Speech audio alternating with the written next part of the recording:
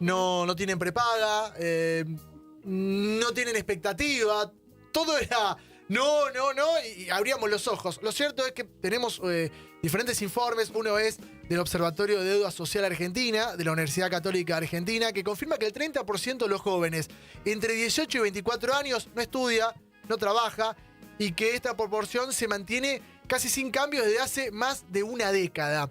Juan María Segura es especialista en educación, educador, y queremos charlar con esto con vos. Juan, ¿qué tal? Un gusto saludarte. Bienvenido en Sobrados. Hola, muchas gracias por el llamado. No, gracias a vos. Bueno, el otro día lo planteaba Fabián Doman con nosotros. Sí. Él, de hecho, forma parte de un programa de streaming con jóvenes y que tenía esta situación. Ahora, recuerdo libros también, Generación Niní, y pasaron 10 años, estamos parados en el mismo lugar, y parece que cada vez es peor.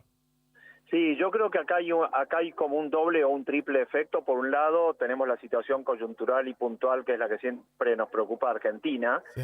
que hay una gran precarización en la forma de trabajo y el trabajo informal.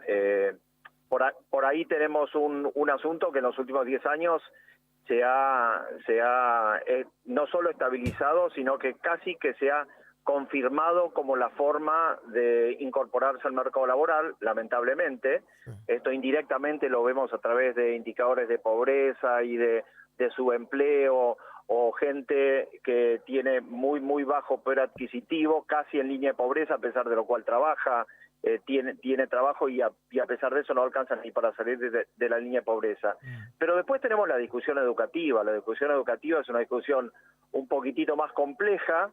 Es una discusión que tiene que ver con que el sistema educativo, la escuela primero, luego el sistema universitario, son sistemas que han quedado muy desacoplados o desfasados de la época en la que estamos viviendo. Hay un informe que hizo Naciones Unidas en el año 2006, midió 18 países en Latinoamérica, la razón principal por los cuales los chicos a los 15 años abandonaban masivamente la escuela. Año 2006 estamos hablando, Sí. El 40% de la explicación del abandono escolar en 18 países de la región a partir de los 15 años, ya en ese momento era porque la escuela aburría. Mirá.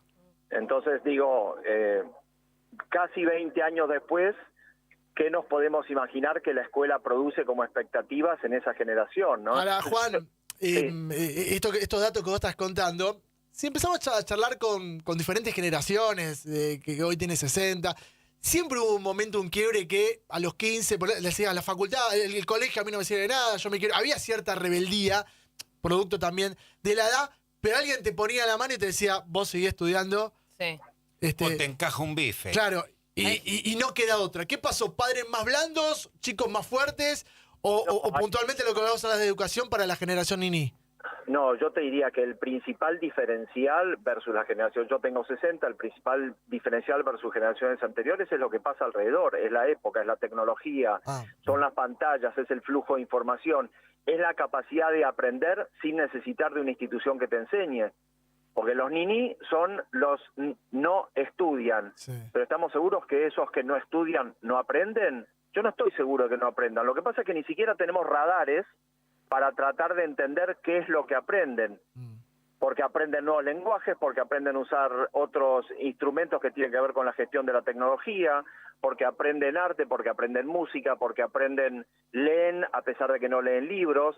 Hay una cantidad de cosas que ocurren en la vida de esos jóvenes que nosotros las estamos catalogando desde un instrumental de otra época.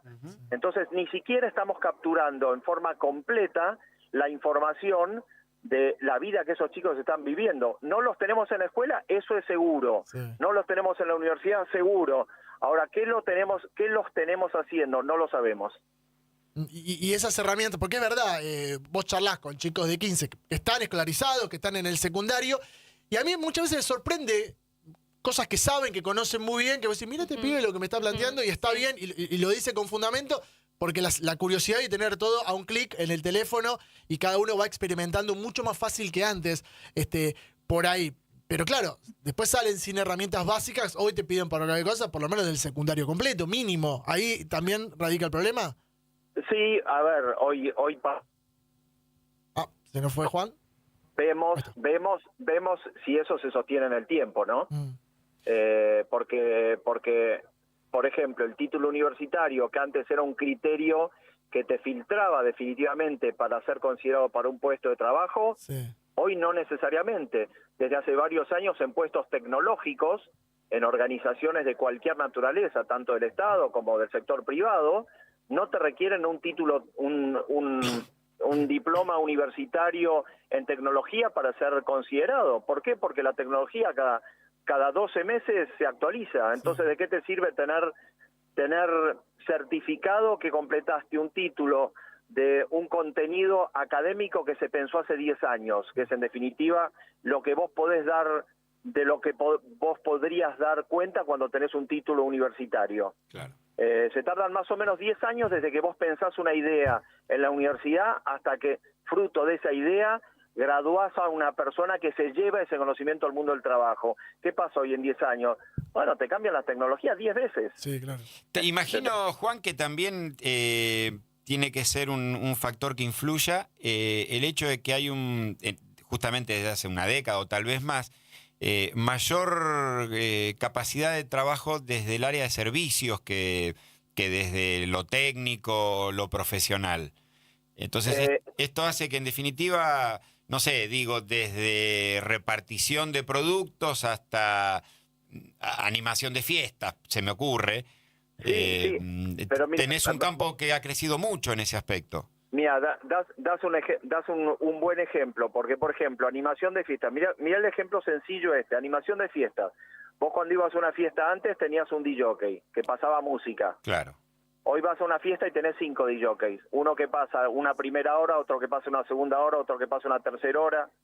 Claro. Entonces, y ese DJ, y es una persona que tiene que haberse comprado 700 discos de vinilo para poder ser DJ y tener todo el equipo? No, porque vos hoy alquilás una consola y descargas música y podés poner la música que quieras. Entonces, esa disrupción de la industria de la música también es aplicable a disrupción de otras industrias. Claro. La intercomunicación, de hecho, hace que vos puedas contratar servicios por mediante aplicaciones. Absolutamente. Y lo mismo le pasa a la educación. Vos antes necesitabas a la escuela, porque lo que te encontrabas en la escuela no te lo encontrabas en ningún lado. El profesor experto que dominaba una disciplina o un contenido, era muy difícil que vos puedas organizarte por tu cuenta de una manera costo efectiva para hacerte de ese conocimiento, si no era teniendo que ir a un aula donde te encontrabas con el profesor de geografía. Hoy eso no lo necesitas. Claro. Entonces, esa organización, que es la organización de la institución escuela, es una organización que hoy los chicos te dicen, ¿para qué voy a ir a ese lugar a que me enseñe algo que viendo un video lo entiendo y lo aprendo por igual? ¿Por qué es necesario que tenga que ir y pasar por una cantidad de organizaciones pesadas, lentas, por una estructuración secuencial de contenido sin mucho sentido para tener que aprender algo que en un videíto de 15 minutos lo entiendo y ahora, aprendo? Me pongo del otro lado. Yo comparto la idea de base de que hay que ir a la escuela. Quiero dejar clara mi posición. Sí. Pero me pongo del otro lado. Y si tienen algo de razón, los chicos, el adolescente que te dice, asumo que no voy a ir a la escuela, pero también asumo que la forma en la que voy a generar mi sustento, en la que voy a trabajar, es en base a cosas o actividades para las que, la verdad, prefiero no ir a la escuela. Sí. Es decir, voy a trabajar manejando, dando un servicio, soy mago, hago eventos, lo que fuere. Pero dice, ok, asumo que no voy a ir a la escuela, pero me las voy a arreglar con otras herramientas que están disponibles. Sí. ¿Y cómo se lo discutimos? Mira, yo siendo un hombre de la educación, no asumo que ir a la escuela por sí mismo está bien. Yo creo que ir a la escuela está bien en la medida en la que la escuela cumpla su propósito y su mandato fundante, que es equiparte de entendimientos y de capacidad de discernimiento. ¿Para qué? Para que vos después hagas tu proyecto de vida de una manera pacífica, en sociedad, bla, bla, ¿no?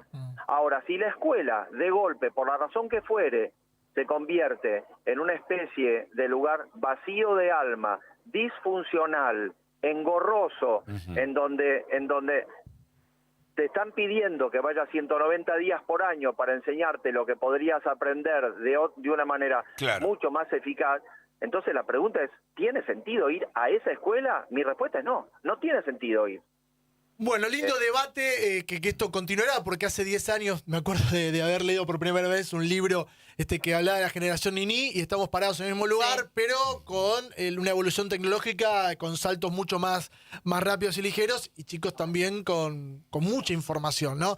Así que Juan, te agradezco mucho, seguramente próximamente volveremos a charlar del tema. Permitime terminar con una pequeña estadística que me parece que figura bien esto. Cuando vos hoy mirás las razones por las cuales la gente se conecta diariamente a Internet, se conectan 5.600 millones de personas en promedio 6 horas por día a Internet. Sí. Cuando mirás las principales razones por las que la gente se conecta, 4 de las principales 6 razones tienen que ver con aprender, informarse y conocer. 4 de 6. Entonces lo que digo es, probablemente la escuela no está pudiendo que se enseñe lo que la escuela quiere, pero igual el mundo está aprendiendo lo que nunca antes en la historia aprendió de una manera diaria. Bueno, tenemos que entender eso. Y también qué contenido llega igual, ¿no? Porque hay un video de 15 minutos, pero bueno, hay que ver qué contenido. Me tengo que ir a la tanda, te agradezco y próximamente volveremos a contactarnos con vos. Súper interesante. Gracias, abrazo. Juan María Segura, especialista en educación y educador, hablando de la generación